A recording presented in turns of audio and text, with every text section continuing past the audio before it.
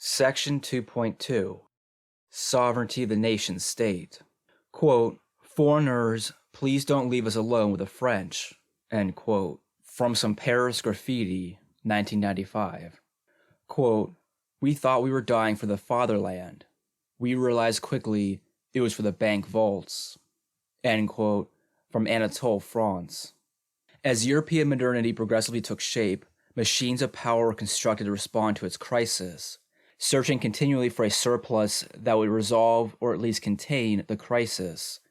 In the previous section, we traced a path of one response to the crisis that led to the development of the modern sovereign state.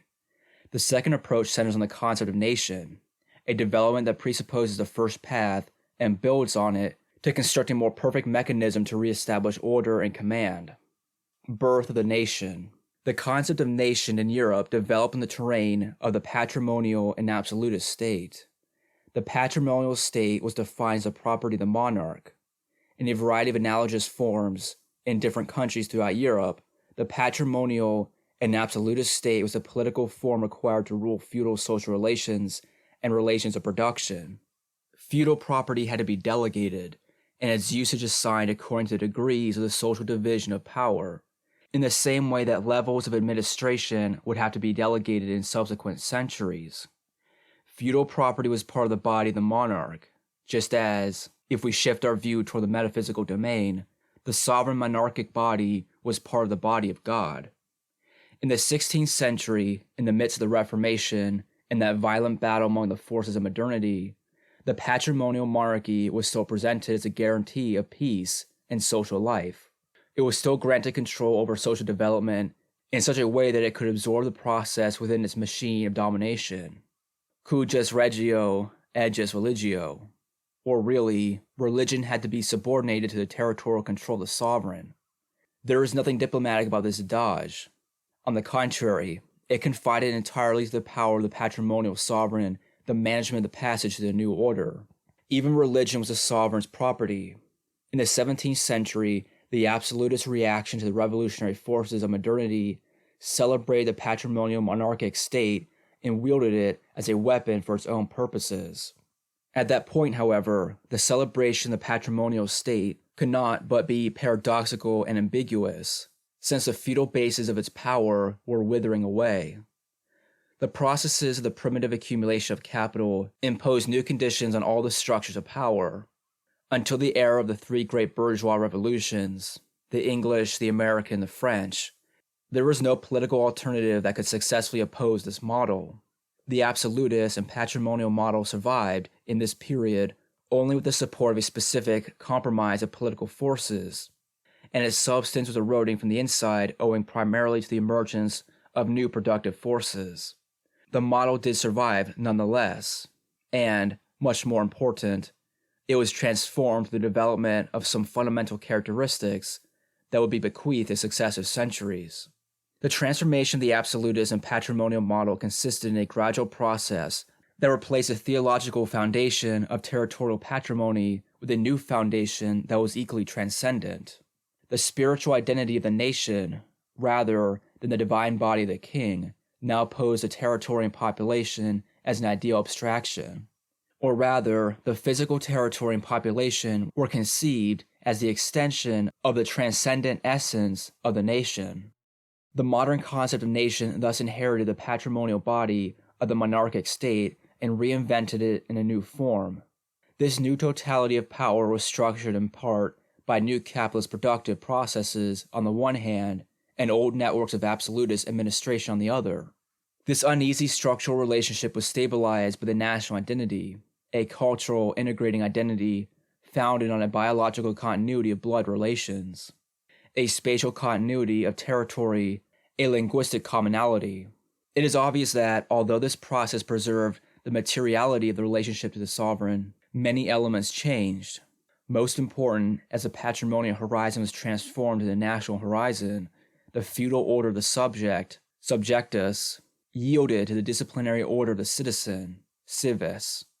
The shift of the population from subjects to citizens was an index of the shift from a passive to an active role. The nation is always presented as an active force, as a generative form of social and political relations. As Benedict Anderson and others point out, the nation is often experienced as, or at least functions as if it were, a collective imagining, an active creation of the community of citizens. At this point, we can see both the proximity and the specific difference between the concept of patrimonial state and national state. The latter faithfully reproduces the former's totalizing identity of both the territory and the population. But the nation and the national state propose new means of overcoming the precariousness of modern sovereignty. These concepts reify sovereignty in the most rigid way. They make the relation of sovereignty into a thing, often by naturalizing it, and thus weed out every residue of social antagonism. The nation is a kind of ideological shortcut that attempts to free the concepts of sovereignty and modernity from the antagonism and crisis that define them.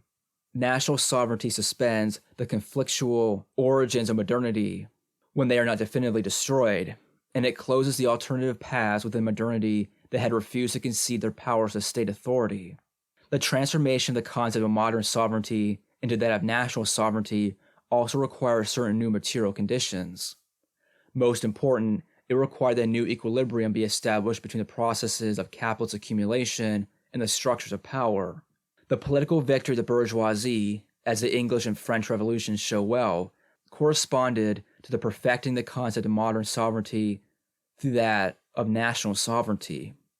Behind the ideal dimension of the concept of nation, there were the class figures that already dominated the process of accumulation. Nation was thus at once both the hypostatus of the Rousseauian general will and what manufacturing ideology conceived as a community of needs. That is, the capitalist regulation of the market. That in the long era of primitive accumulation in Europe was more or less liberal and always bourgeoisie.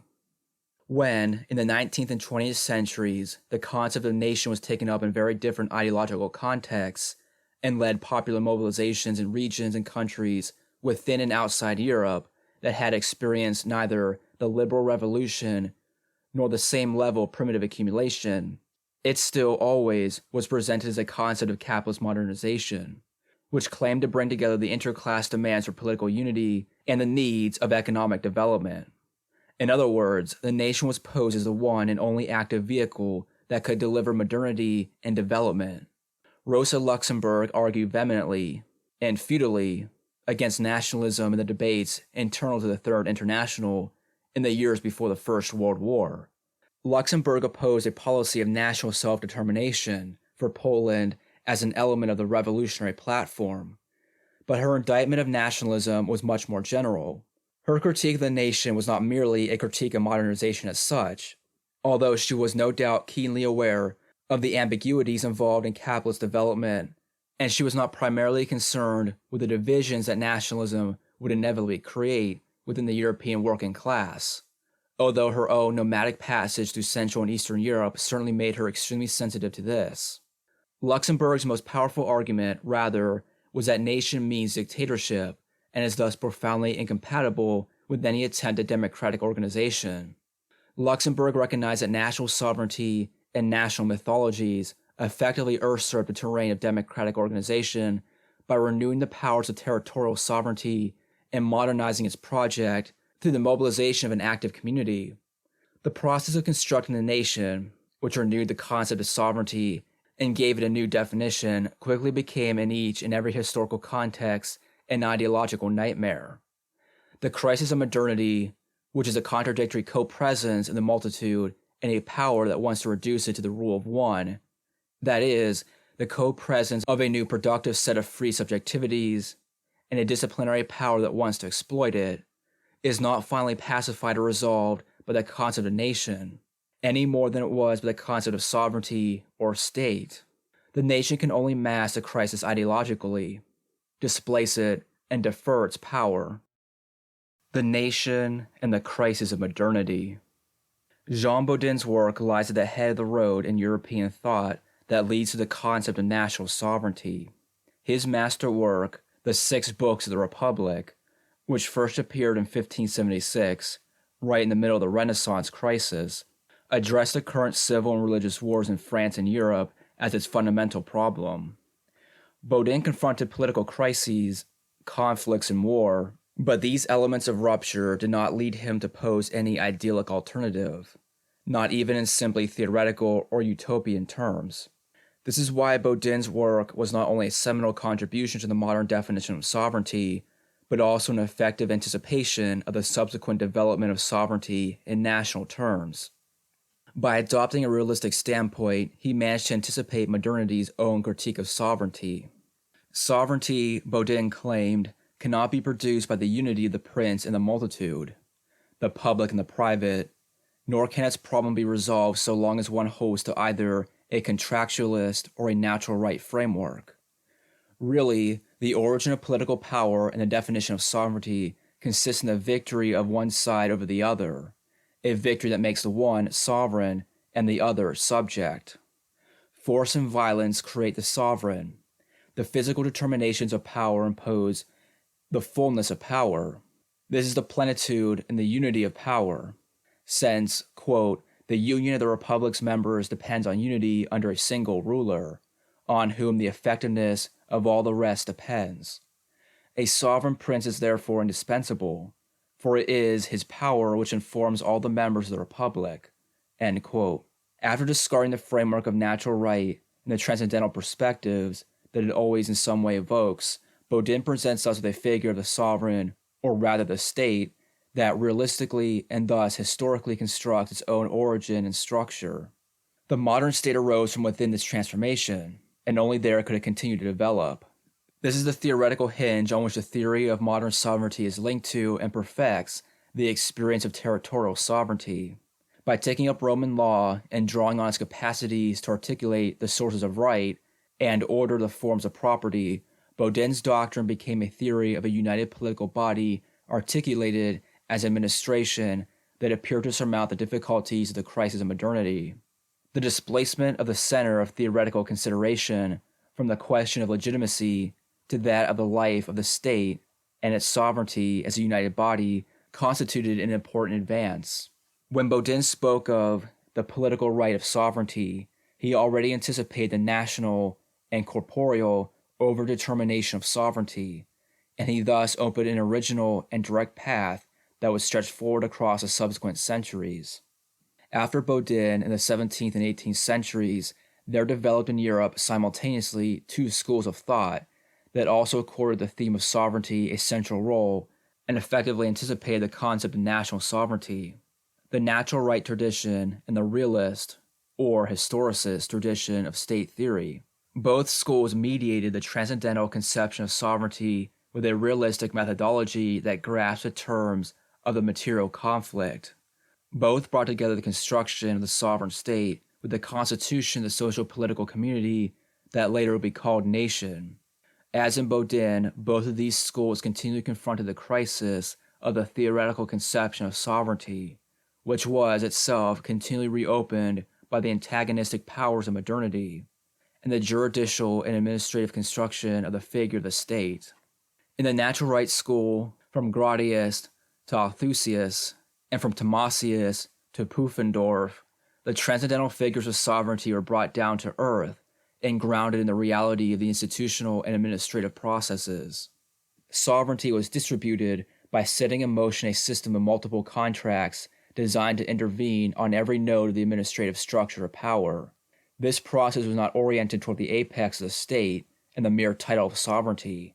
Rather, the problem of legitimation began to be addressed in terms of an administrative machine that functioned through the articulations of the exercise of power. The circle of sovereignty and obedience closed in on itself, duplicating itself, multiplying and extending across social reality.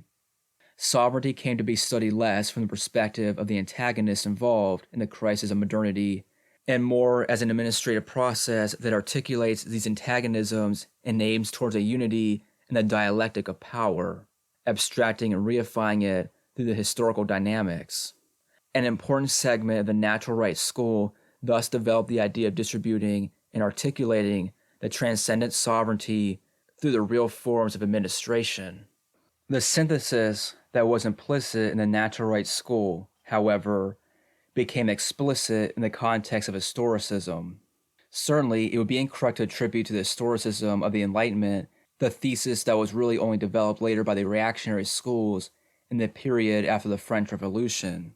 The thesis, that is, that unites the theory of sovereignty with the theory of the nation and grounds both of them in a common historical humus. And yet, there are already in this early period the seeds of that later development. Whereas an important segment of the natural rights school developed the idea of articulating transcendent sovereignty through the real forms of administration, the historicist thinkers of the Enlightenment attempted to conceive the subjectivity of the historical process and thereby find an effective ground for the title and exercise of sovereignty. In the work of Giambattista Vico, for example, the terrific meteor that shot across the age of enlightenment, the determination of the juridical conception of sovereignty were all grounded in the power of historical development. The transcendent figures of sovereignty were translated into indices of providential process, which was at once both human and divine. This construction of sovereignty, or really reification of sovereignty, in history was very powerful. On this historical terrain, which forces every ideological construct to confront reality, the genetic crisis of modernity was never closed, and there was no need for it to close, because the crisis itself produced new figures that incessantly spurred on historical and political development, all still under the rule of the transcendent sovereign. What an ingenious inversion of the problematic, and yet, at the same time, what a complete mystification of sovereignty. The elements of the crisis, a continuous and unresolved crisis, were now considered active elements of progress. In effect, we can already recognize in Vico the embryo of Hegel's apologia of effectiveness, making the present world arrangement the telos of history. What remained hints and suggestions in Vico, however, emerged as an open and radical declaration in the late German Enlightenment. In the Hanover School first, and then the work of J. G. Herder, the modern theory of sovereignty was directed exclusively toward the analysis of what was conceived as a social and cultural continuity, the real historical continuity of the territory, the population, and the nation. Vico's argument that ideal history is located in the history of all nations became more radical in Herder, so that every human perfection is, in a certain respect, national. Identity is thus conceived not as a resolution of social and historical differences, but as a product of a primordial unity. The nation is a complete figure of sovereignty prior to historical development, or better, there is no historical development that is not already prefigured in the origin. In other words, the nation sustains the concept of sovereignty by claiming to precede it. It is a material engine that courses throughout history, the genius that works history. The nation becomes finally the condition of possibility of all human action and social life. The nation's people. Between the end of the 18th and the beginning of the 19th centuries, the concept of national sovereignty finally emerged in European thought in its completed form. At the base of this definitive figure of the concept were a trauma, the French Revolution, and the resolution of that trauma, the reactionary appropriation and celebration of the concept of nation. The fundamental elements of this swift reconfiguration of the concept of nation that made it a real political weapon can be seen in summary form in the work of Emmanuel Joseph Sieyès. In his wonderful and libelous tract, What is the Third Estate?, he linked the concept of nation to that of the third estate, that is, the bourgeoisie. Sieyès tried to lead the concept of sovereignty back to its humanist origins and rediscover its revolutionary possibilities. More important for our purposes, Sieyès' intense engagement with revolutionary activity allowed him to interpret the concept of nation as a constructive political concept, a constitutional mechanism. It gradually becomes clear, however, particularly in Sieyès' later work, the work of his followers, and above all, that of his detractors, that although the nation was formed through politics, it was ultimately a spiritual construction, and the concept of nation was thus stripped away from the revolution, consigned to all the thermidors. The nation became explicitly the concept that summarized the bourgeois hegemonic solution to the problem of sovereignty. At those points when the concept of nation has been presented as popular and revolutionary, as indeed it was during the French Revolution, one might assume that the nation has broken away from the modern concept of sovereignty and its apparatus of subjugation and domination, and is dedicated instead to a democratic notion of community.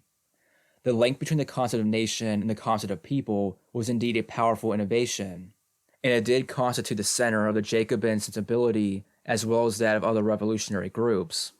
What appears as revolutionary and liberatory in this notion of national popular sovereignty, however, is really nothing more than another turn of the screw, a further extension of the subjugation and domination that the modern concept of sovereignty has carried with it from the beginning.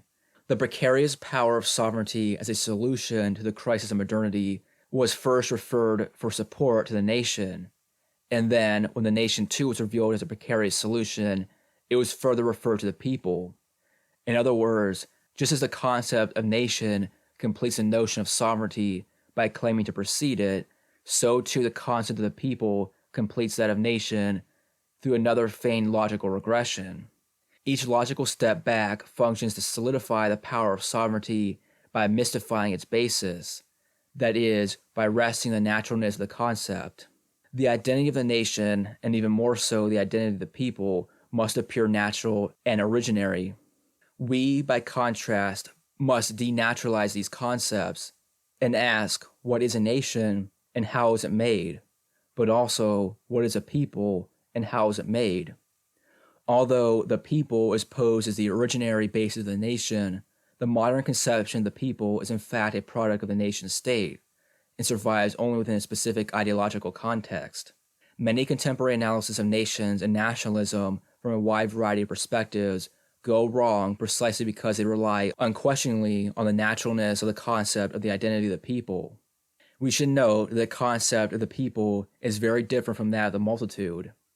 Already in the 17th century, Hobbes was very mindful of this difference and its importance for the construction of sovereign order. Quote, "It is a great hindrance to civil government, especially monarchical, that men distinguish not even between a people and a multitude. The people is somewhat that is one, having one will, and to whom one action may be attributed. None of these can be properly said of the multitude. The people rules in all governments. For even in monarchies, the people commands, for the people wills by the will of one man. However it seem a paradox, the king is the people." End quote. The multitude is a multiplicity, a plane of singularities, an open set of relations, which is not homogeneous or identical with itself, and bears an indistinct, inconclusive relation to those outside of it. The people, in contrast, tends toward identity and homogeneity internally, while opposing its difference from and excluding what remains outside of it. Whereas a multitude is an inconclusive, constituent relation, the people is a constituted synthesis that is prepared for sovereignty. The people provides a single will, an action that is independent of, and often in conflict, with the various wills and actions of the multitude. Every nation must make the multitude into a people. Two fundamental kinds of operations contribute to the construction of the modern concept of the people in relation to that of the nation in Europe in the 18th and 19th centuries. The more important of these are the mechanisms of colonial racism that construct the identity of European peoples in a dialectical play of oppositions with their native others. The concepts of nation, people, and race are never very far apart. The construction of an absolute racial difference is the essential ground for the conception of a homogeneous national identity. Numerous excellent studies are appearing today, when the pressures of immigration and multiculturalism are creating conflicts in Europe, to demonstrate that, despite the persistent nostalgia of some, European societies and peoples were never really pure and uniform. The identity of the people was constructed on an imaginary plane that hid and or eliminated differences, and this corresponded on the practical plane to racial subordination and social purification.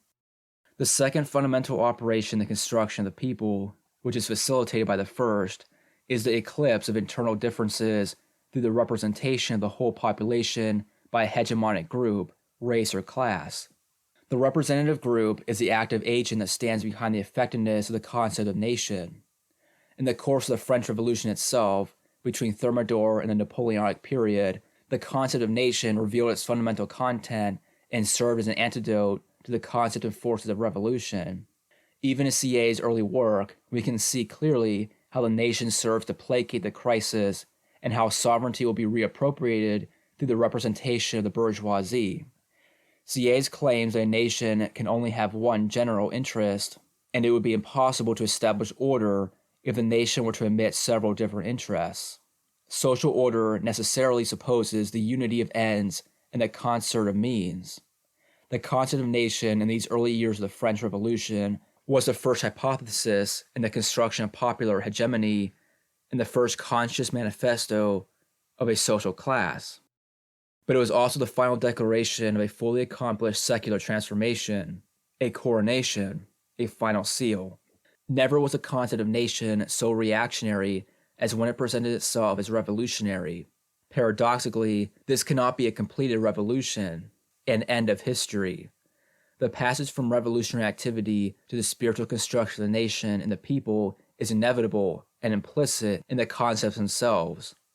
National sovereignty and popular sovereignty were thus products of a spiritual construction, that is, a construction of identity. When Edmund Burke opposed Sieyès, his position was much less profoundly different than the torrid, polemical climate of the age would lead us to believe. Even for Burke, in fact, national sovereignty is a product of a spiritual construction of identity. This fact can be recognized even more clearly in the work of those who carry the standard of the counter-revolutionary project on the European continent. The continental conception of the spiritual construction revived both the historical and the voluntarist traditions of the nation and added to the conception of historical development a transcendental synthesis and national sovereignty. This synthesis is always already accomplished in the identity of the nation and the people. Johann Gottlieb Fichte, for example, claims in more or less mythological terms that the fatherland and the people are representatives and gauges of earthly eternity. They are what here on earth can be immortal. The Romantic counter-revolution was in fact more realistic than the Enlightenment revolution. It framed and fixed what was already accomplished, celebrating it in the eternal light of hegemony. The third estate is power. The nation is its totalizing representation. The people is its solid and natural foundation, and national sovereignty is the apex of history. Every historical alternative to bourgeois hegemony had thus been definitively surpassed through the bourgeoisie's own revolutionary history. This bourgeois formulation of the concept of national sovereignty surpassed by far all the previous formulations of modern sovereignty. It consolidated a particular and hegemonic image of modern sovereignty, the image of the victory of the bourgeoisie, which it then both historicized and universalized. Natural particularity as a potent universality. All the threads of a long development were woven together here, in the identity that is the spiritual essence of the people and the nation. There is a territory embedded with cultural meanings, a shared history, a linguistic community. But moreover, there is a consolidation of a class victory, a stable market, the potential for economic expansion, and new spaces to invest and civilize. In short, the construction of national identity guarantees a continually reinforced legitimation and the right and power of a sacrosanct and irrepressible unity. This is a decisive shift in the concept of sovereignty. Married to the concept of nation and people, the modern concept of sovereignty shifts its epicenter from the mediation of conflicts and crisis to the unitary experience of a nation's subject and its imagined community. Subaltern nationalism. We have been focusing our attention up to this point on the development of the concept of nation in Europe, while Europe was in the process of achieving world dominance. Outside of Europe, however, the concept of nation has often functioned very differently. In some respects, in fact, one might even say that the function of the concept of nation is inverted when deployed among subordinated rather than dominated groups. Stated most boldly, it appears that whereas the concept of nation promotes stasis and restoration in the hands of the dominant, it is a weapon for change and revolution in the hands of the subordinated. The progressive nature of subaltern nationalism is defined by two primary functions, each of which is highly ambiguous. Most important, the nation appears as progressive insofar as it serves as a line of defense against the domination of more powerful nations and external economic, political, and ideological forces. The right to self-determination of subaltern nations is really a right to secession from the control of the dominant powers. Anti-colonial struggles thus use the concept of nation as a weapon to defeat and expel the occupying enemy, and anti-imperialist policies similarly erected national walls to obstruct the overpowering forces of foreign capital. The concept of nation also served as an ideological weapon to ward off the dominant discourse that figured the dominated population and culture as inferior. The claim to nationhood affirmed the dignity of the people and legitimated the demand for independence and equality. In each of these cases, the nation is progressive strictly as a fortified line of defense against more powerful external forces. As much as those walls appear progressive in their protective function against external domination, however, they can easily play an inverse role with respect to the interior they protect. The flip side of the structure that resists foreign powers is itself a dominating power that exerts an equal and opposite internal oppression, repressing internal difference and opposition in the name of national identity, unity, and security. Protection and oppression can be hard to tell apart. This strategy of national protection is a double-edged sword that at times appears necessary despite its destructiveness. The nation appears progressive in the second place insofar as it poses the commonality of a potential community. Part of the modernizing effects of the nation in subordinated countries has been the unification of diverse populations, breaking down religious, ethnic, cultural, and linguistic barriers. The unification of countries such as Indonesia, China, and Brazil, for example, is an ongoing process that involves overcoming innumerable such barriers. And in many cases, this national unification was prepared by the European colonial power. In cases of diasporic populations, too, the nation seems at times to be the only concept available under which to imagine the community of the subaltern group. As, for example, the Aztlán is imagined as the geographical homeland of La Raza, the spiritual Latino nation in North America. It may be true, as Benedict Anderson says, that a nation should be understood as an imagined community, but here we should recognize that the claim is inverted so that the nation becomes the only way to imagine community. Every imagination of a community becomes overcoded as a nation, and hence our conception of community is severely impoverished. Just as in the context of the dominant countries, here too the multiplicity and singularity of the multitude are negated in the straitjacket of the identity and homogeneity of the people. Once again, the unifying power of the subaltern nation is a double-edged sword, at once progressive and reactionary. Both of these simultaneously progressive and regressive aspects of subaltern nationalism are present in all their ambiguity in the tradition of black nationalism in the United States. Although deprived as it is of any territorial definition, and thus undoubtedly different from the majority of other subaltern nationalisms, it too presents the two fundamental progressive functions, sometimes by striving to pose itself in an analogous position to the proper, territorially defined nations. In the early 1960s, for example, after the enormous impetus created by the Bandung Conference and the emerging African and Latin American national liberation struggles, Malcolm X attempted to redirect the focus of demands of African American struggles from civil rights to human rights, and thus rhetorically shift the form of appeal from the U.S. Congress to the UN General Assembly.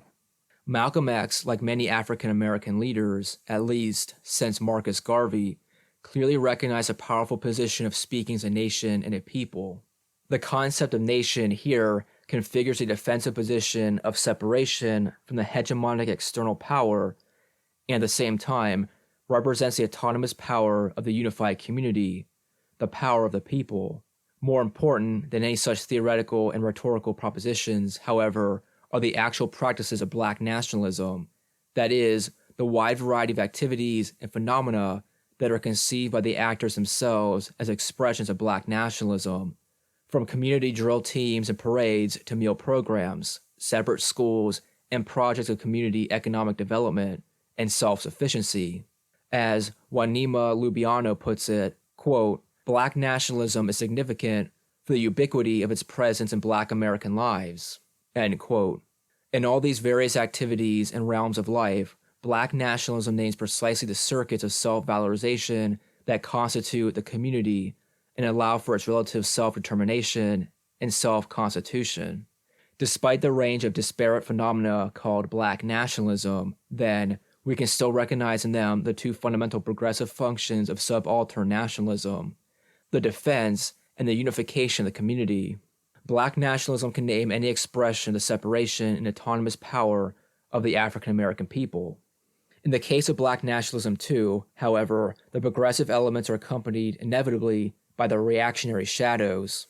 The repressive forces of nation and people feed off the self-valorization of the community and destroy its multiplicity. When black nationalism poses the uniformity and homogeneity of the African American people as its basis, eclipsing class differences, for example, or when it designates one segment of the community, such as African American men, as de facto representatives of the whole, the profound ambiguity of subaltern nationalism's progressive functions emerges as clearly as ever.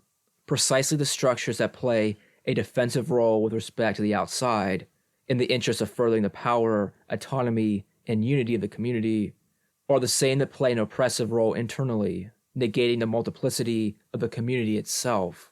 We should emphasize, however, that these ambiguous progressive functions of the concept of nation exist primarily when nation is not effectively linked to sovereignty, that is, when the imagined nation does not yet exist, when the nation remains merely a dream.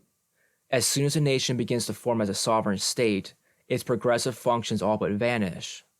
Jean Genet was enchanted by the revolutionary desire of the Black Panthers and the Palestinians, but he recognized that becoming a sovereign nation would be the end of their revolutionary qualities.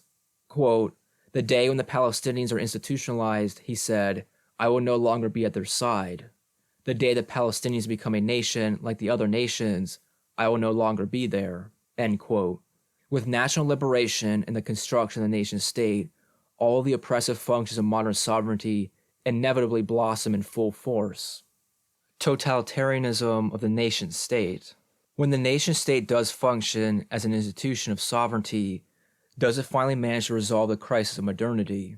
Does the concept of the people and its biopolitical displacement of sovereignty succeed in shifting the terms and the terrain of the synthesis between constituent power and constituted power, and between the dynamic of productive forces and relations of production, in such a way as to carry us beyond the crisis? A vast panorama of authors, poets, and politicians, often emerging from progressive, socialist, and anti-imperialist movements, have certainly thought so.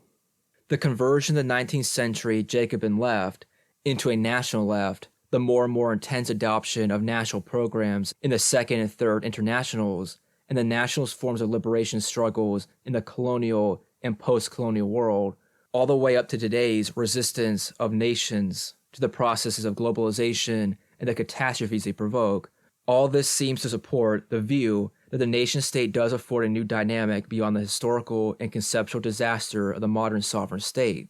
We have a different perspective on the function of the nation, however, and in our view, the crisis of modernity remains resolutely open under the rule of the nation and its people. When we take up again our genealogy of the concept of sovereignty in 19th and 20th century Europe, it is clear that the state form of modernity first fell into the nation-state form, then the nation-state form descended into a whole series of barbarisms.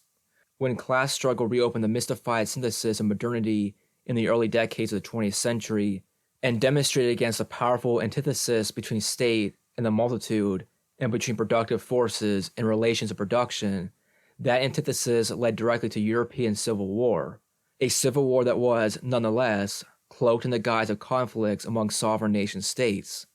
In the Second World War, Nazi Germany, along with the various European fascisms, stood opposed to socialist Russia. Nations were presented as mystifications of, or stand-ins for, the class subjects in conflict. If Nazi Germany is the ideal type of the transformation of modern sovereignty into national sovereignty, and of its articulation in capitalist form, then Stalinist Russia is the ideal type of the transformation of popular interest and the cruel logics that follow from it into a project of national modernization, mobilizing for its own purposes the productive forces that yearn for liberation from capitalism. Here we could analyze the National Socialist apathesis of the modern concept of sovereignty and its transformation to national sovereignty. Nothing could more clearly demonstrate the coherence of this passage than the transfer of power from the Prussian monarchy to Hitler's regime, under the good auspices of the German bourgeoisie. This passage, however, is well known, as are the explosive violence of this transfer of power, the exemplary obedience of the German people, their military and civil valor in the service of the nation, and the secondary consequences that we can call, in a kind of intellectual shorthand, Auschwitz, as symbol of the Jewish Holocaust, and Buchenwald, the symbol of the extermination of communists, homosexuals, gypsies, and others. Let us leave this story to other scholars and to the disgrace of history. We are more interested here with the other side of the national question in Europe during this era. In other words, what really happened when nationalism went hand in hand with socialism in Europe. In order to respond to this question, we have to revisit a few central moments in the history of European socialism. In particular, we must remember that not long after its inception, between the middle and the end of the 19th century, the Socialist International had to come to terms with strong nationalist movements, and through this confrontation, the original internationalist passion of the workers' movement quickly evaporated. The policies of the strongest European workers' movements in Germany, Austria, France, and above all England immediately raised a banner of national interest.